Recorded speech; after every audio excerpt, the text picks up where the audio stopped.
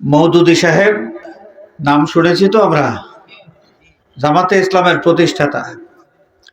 মওদুদী সাহেব তিনি একটা আকীদা পোষণ করেন, যে আকীদাটা আহলে সুন্নাত ওয়াল জামাতের আকীদা বিরোধী। তিনি বলেন যে নবীরাও ভুল করতে পারেন, কবিরা গুনাহ করতে পারেন। তার এই বদ আকীদার দলিল হিসেবে তিনি ইব্রাহিম আলাইহিস সালামের এই কাহিনী উপস্থাপন করেছেন। একদিক থেকে মূসা আলাইহিস সালামের কথা তিনি টেনে এনেছেন, যে মূসা আলাইহিস সালাম একটা মানুষকে তিনি হত্যা করেছেন। হত্যা করা তো কবিরা গুনাহ। তো মূসা আলাইহিস সালাতু ওয়াস সালাম একটা মানুষকে হত্যা করার মাধ্যমে কবিরা গুনাহ করেছেন। আর ইব্রাহিম আলাইহিস সালামের ব্যাপারে ৩টা মিথ্যার অভিযোগ তিনি এনেছেন, যে মিথ্যা কথা বলেছেন ইব্রাহিম আলাইহিস সালাম। নাউযুবিল্লাহ বলেন। এক নম্বর হলো যে জালিম বাদশা ছিল, স্বামী স্ত্রী একসাথে যখনই দেখত তখনই স্বামীকে জোর করে এই স্ত্রী রেখে যাওয়ার চাপ তৈরি করত, এবং ওই মহিলার সাথে ওই জালিম বাদশা দুর্ব্যবহার করত।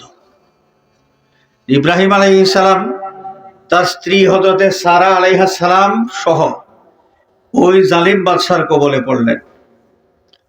সে জিজ্ঞেস করলো, এই সাথে এই মহিলা তোমার কে হয়? ইব্রাহিম আলাইহিস সালাম জবাব দিয়েছিলেন, এটা হচ্ছে আমার বোন। হাজরিনে কেরাম, আসলে ছিলেন তো ওনার স্ত্রী। ইব্রাহিম আলাইহিস সালাম বললেন, এটা হচ্ছে আমার বোন। জালিম বাদশার হাত থেকে তার স্ত্রীকে রক্ষা করার জন্য এটা বলেছিলেন। মওদুদী সাহেব বললেন, এই যে নিজের স্ত্রীকে তিনি বোন বললেন, এটাই তার একটা মিথ্যা কথা, কবিরা গুনাহ করলেন। ২ নম্বর,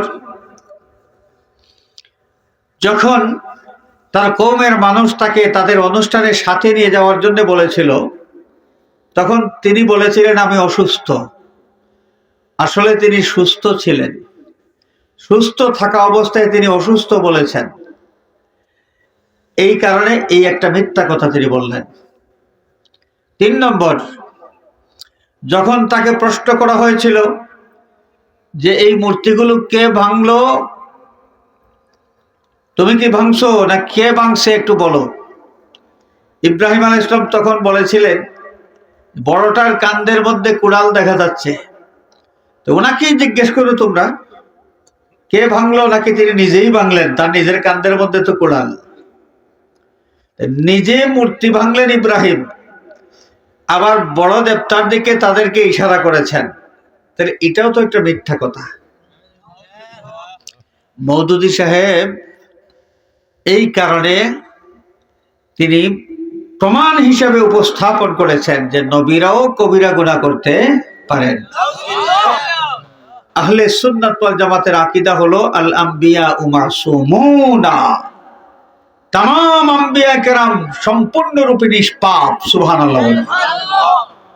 এটা হচ্ছে আহলে সুন্নাত ওয়াল জামাতের আকীদা। এই আকীদা কোরআন শরীফ হাদিস শরীফ থেকে প্রমাণিত। আর মওদুদী সাহেব আহলে সুন্নাত ওয়াল জামাতের আকীদার পরিপন্থী আকীদা পোষণ করলেন। হাজিরিন, এই যে 3টা মিথ্যা কথা তিনি আবিষ্কার করলেন, আসলে এগুলো কোনোটাই মিথ্যা ছিল না, কোনোটাই মিথ্যা ছিল না। দুনিয়ার কোন মুফাসসির, কোন মুহাদ্দিস, কোন আলেম ইব্রাহিম আলাইহিস সালাতু ওয়াস সালামের এই 3টা কথাকে মিথ্যা বলেন নাই কেউ। মওদুদী সাহেব শুধু বললেন। কারণ যখন তার কওমের মানুষ, জালিম বাদশা যখন তাকে বলেছিল তোমার সাথে কে, তিনি বলেছিলেন এটা আমার বোন। সারাকে বোন বললেন। বোন কি এক প্রকার হয়? বোন কত প্রকার হয়? অনেক প্রকার হয় না? বোন অনেক প্রকারিত হয়। আপন বোন হয়, চাস্তো বোন হয়, খালাতো বোন হয়, মামাতো বোন হয়, অনেক কিছুই। আবার ইমানি বোনও হয়ে থাকে। ইন্নামাল মুমিনুনা ইখওয়াতুন, ইমানদার ইমানদার, ভাই ভাই, ভাই বোন সম্পর্ক। ইব্রাহিম আলাইহিস সালাম ছিলেন ইমানদার, হযরতে সারা আলাইহিস সালাম ছিলেন ইমানদার। তো ইমানের দৃষ্টিকোণ থেকে সম্পর্ক কেমন ছিল? ভাই বোন সম্পর্ক ছিল। তিনি এখানে কৌশল করে জবাবটা দিয়েছিলেন, এই জবাবটাও তার সত্য ছিল, মিথ্যা ছিল না। কিন্তু মওদুদী সাহেব এই ব্যাখ্যা এই চিন্তাটা তিনি করতে পারলেন না। সরাসরি বলে দিলেন যে ইব্রাহিম আলাইহিস সালাম মিথ্যা কথা বলেছেন। কওমের মানুষ যখন বলেছিল চলো আমাদের সাথে অনুষ্ঠানে, তিনি বললেন ইন্নী সাকিম, আমি অসুস্থ। আসলে তিনি অসুস্থ। অসুস্থতা মানুষের কি এক প্রকার হয়?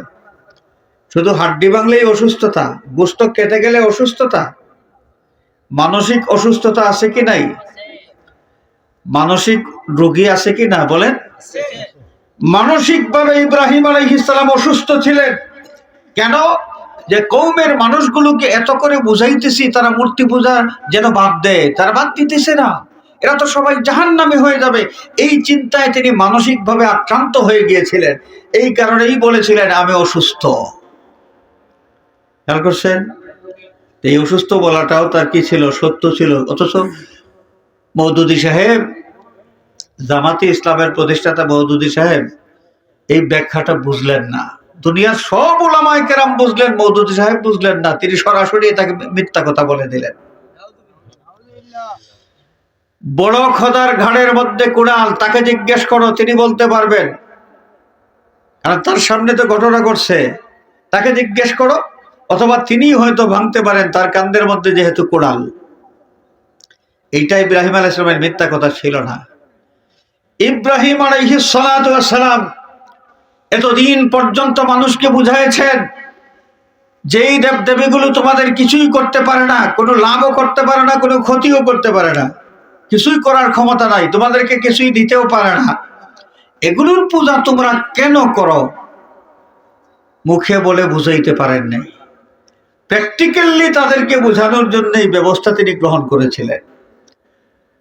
এই ব্যবস্থা গ্রহণ করার কারণে সেই মুশরিকেরা নিজের মুখে স্বীকার করেছিল যে আমাদের দেবতা তো কথা বলতে পারেন না, প্রশ্ন করলে উত্তর দিতে পারবেন না।